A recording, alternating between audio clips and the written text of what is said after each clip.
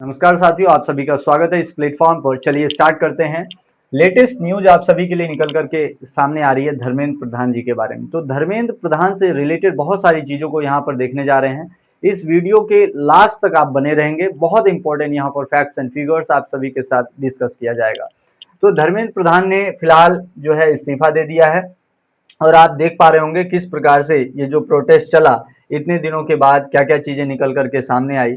ये धर्मेंद्र प्रधान है और आप देख पा रहे होंगे किस प्रकार से यहाँ लिख करके यहाँ पर आ रहा है। अब लेटेस्ट यदि आप सर्च करेंगे तो 57 साल इनका एज हो रहा है साथियों। 1969 में इनका जन्म होता है और आप देखेंगे Dharmendra Pradhan is an Indian politician जो कि 9वें एजुकेशन मिनिस्टर थे। याद रखेंगे 9th एजुकेशन मिनिस्टर। कब से कब तक याद रखेंगे? 2021 से लेकर 26 तक।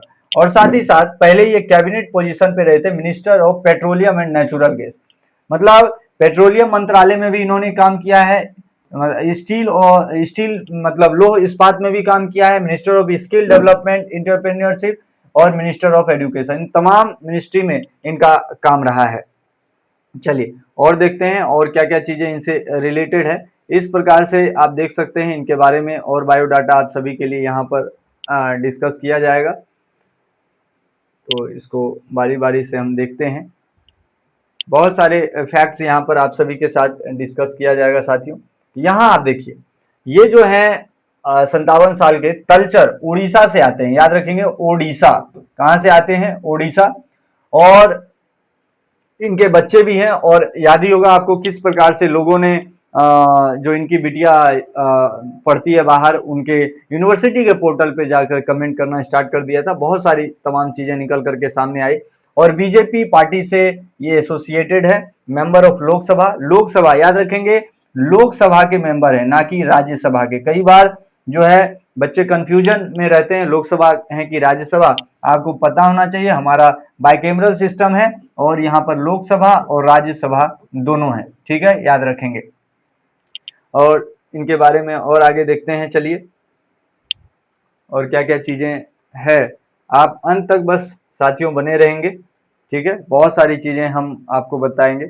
यहाँ पर देखिए इनका जो इन्होंने इस्तीफा दिया है, ठीक है, वो भी आपको दिखाएंगे।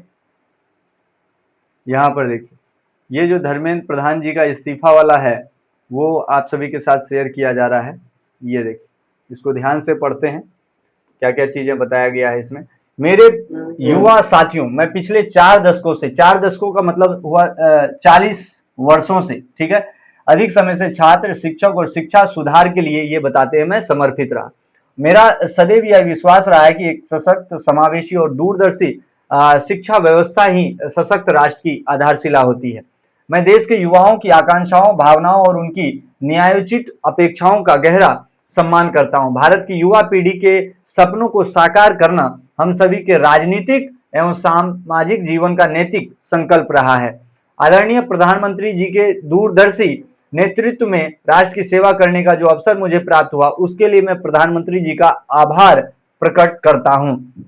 किंतु 3 मई 2026 को हुई नीट यूजी की परीक्षा, अंडर ग्रेजुएट की परीक्षा में सामने आई अनियमितता, पता ही होगा किस प्रकार से हुई थी। भारत सरकार ने इसको तुरंत संज्ञान में लेते हुए जांच सीबीआई को सौंपी और परीक्षा को क्या कर दिया गया? रद्द कर दिया गया। पुनः रीनीट की परीक्षा आयोजित की जाती है, तिथि घोषित की गई। इसके साथ ही अगले वर्ष से इस परीक्षा को CBT computer based test mode में करने का भी निर्णय लिया गया।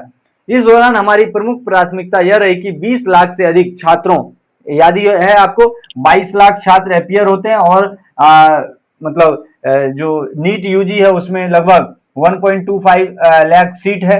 तो देखते होंगे कितने बच्चे इसमें बैठते हैं। 20 लाख से अधिक छात्रों की परीक्षा सुचारू रूप से आयोजित की जाए, इसके लिए होल ऑफ गवर्नमेंट अप्रोच के तहत काम किया गया। इसमें भारत सरकार के साथ राज्य सरकार, विशेषकर जिला प्रशासन की महत्वपूर्ण भूमिका रही। साथ ही छात्रों, अभिभावक और माता पिता के सहयोग से 21 जून 2026 को यह परीक्षा पूर्ण होती है। पहले ही दिन से इस पर मैंने जिम्मेदारी ली और इस परिस्थिति से कभी मुंह नहीं मोड़ा। मेरा यह संकल्प है कि हम किसी भी मेधावी छात्र की संभावना माफिया के कारण जो परीक्षा जो माफिया के कारण खराब नहीं होने देंगे। किसी भी छात्र के साथ अन्याय नहीं होने देंगे, इस प्रकार की बातें बता रहे हैं। 16 जुलाई को घोषित नीट यूजी के परिणाम संतोषजनक रहे, जिसमें गरीब पृष्ठभूमि से आए कई मेधावी छात्रों को भी सफलता मिलती है। परंतु इस दौरान भी कई छात्रों को गुमराह करने के लिए जिम्मेदार पदों पर बैठे व्यक्तियों ने बाधा डालने की कोशिश की, जिससे मन अत्यंत व्याकुल या आप कह सकते हैं व्यथित होता है इनका। आगे देखते हैं, और ये दूसरे पेज में कुछ और चीजों को यहाँ पर बताते हैं, जैसे कि यहाँ पर ये चीजें देखेंगे आप। मैं सदैव हमारे प्रजातंत्र की शक्ति में अटूट विश्वास रखने वाला रहा हूं तथा युवाओं की आकांक्षाओं, सपनों और अपेक्षाओं का गहरा सम्मान करता आया हूं। वे केवल भारत का भविष्य नहीं है, बल्कि एक नए और विकसित भारत के वाहक, निर्माता और भविष्य के शिल्पकार भी हैं। पिछले 10 दिनों का घटनाक्रम देखकर मेरा मन दुखी है। यह मेरे लिए व्यक्तिगत प्रतिष्ठा का विषय नहीं है। भारत की युवा शक्ति ही इस देश की असली ताकत है। इस देश की युवा शक्ति को भ्रम के कुचक्र में फंसने नहीं देंगे, यही मेरा संकल्प है। जंतर मंतर पर और देश में जो स्थिति बनी है, इस स्थिति का राष्ट्र विरोधी ताकतें लाभ न उठाए, देश की एकता बनी रहे, भारत के एक भी विद्यार्थी का भविष्य कानूनी पेचीदगियों में न उलझे, हमारे बच्चे अपना समय पढ़ाई में लगाएं, करियर बनाने पर फोकस करें। इसी बात पर विचार करते हुए मैंने अपना त्याग पत्र माननीय प्रधानमंत्री जी को भेज दिया है, ऐसा ये कहते हैं।